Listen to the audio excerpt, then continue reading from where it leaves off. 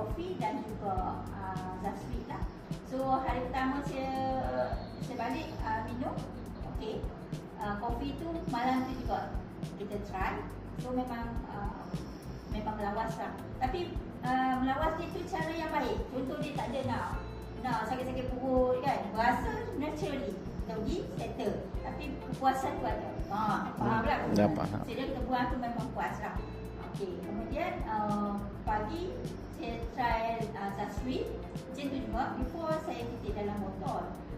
Tapi saya ni driver Alustar Gurun. Hari-hari Alustar Gurun kan. So sebelum saya mula drive tu, saya dah letak dekat tumbler saya tu, saya test 2 detik. Sebelum tu okey dah 2 detik. Dia 2 detik tu bagi masa sikit. So saya try. Memang kalau pagi-pagi kadang-kadang tu sebab 7.30 macam tu saya dah gerak. Dia tak ngantuk. Tapi bila pagi ni kan mata kita macam orang kata kelat. Jadi macam bila tengok macam tu kan. Sebab saya labur bukan. Jadi bila kerja saya lebih pakai. Kalau biasa saya tak pakai tak pakai. So kita rasa very confident lah bila nak try kan. Start dengan Zasweet, kemudian kopi. Cuma hari kedua pagi saya minum kopi.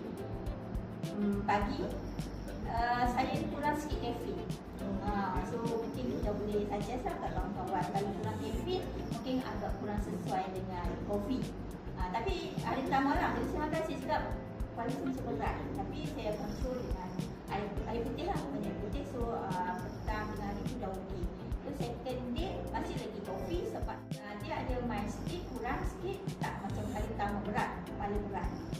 Kemudian bila ketiga tu kita pergi dekat hangar tu, hari Jumaat baru ni lah baru dapat coklat. So waktu tu pun Haji Zul bagikan kami coklat. Memang love sangat lah coklat tu.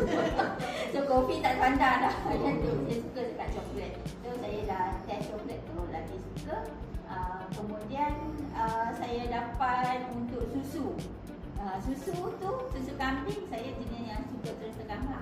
Bila kita ambil banca tu, kalau orang yang tak suka susu satu mungkin agak susah sebab dia tadi agak bau sikit. Tapi natural lah sebab itu memang kambing kan. So siapa yang suka makan kambing dia faham sangat. So saya tak ada masalah situ.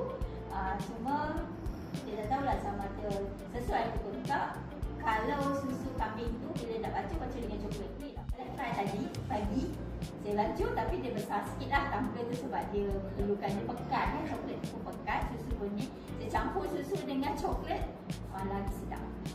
Lagi sedap macam buat ais sikit. Center.